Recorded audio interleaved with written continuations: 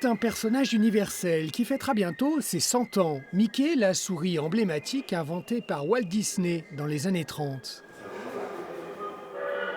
Ses aventures face à Patibulaire ont fait rire aux éclats des générations d'enfants devenus grands, comme Jacques Glénat, l'éditeur.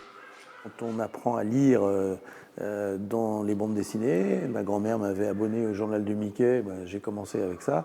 On garde cette idée de la lecture d'enfance toute sa vie, et puis c'est un confort aussi intellectuel de se rappeler de tout ça et de vivre encore dans ce bonheur. Mickey est d'abord né sur grand écran et non pas sur papier. Et dans la tête de Walt Disney, ce n'était pas une souris.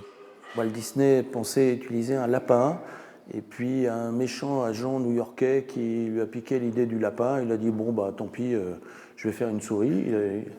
L'histoire lui a donné raison. Rapidement, la presse réclame ces aventures quotidiennes de Mickey, des Daily Strips, 4 cases, publiées en dernière page. Elles tiendront le lecteur en haleine durant toute la semaine. C'est le génie du dessinateur Floyd Gottfredson. Il dessinera Mickey durant 40 ans. Ça, c'est du pinceau, par exemple.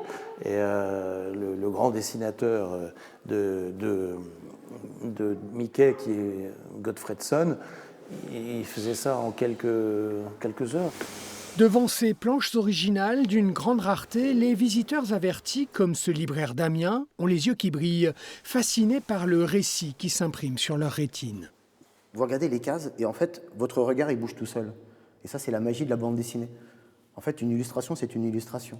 Vous la regardez, vous la décortiquez, c'est très beau. Une bande dessinée, c'est un art narratif. Et là, en fait, c'est votre regard, normalement, il n'a pas besoin de chercher. En fait, il coule tout seul.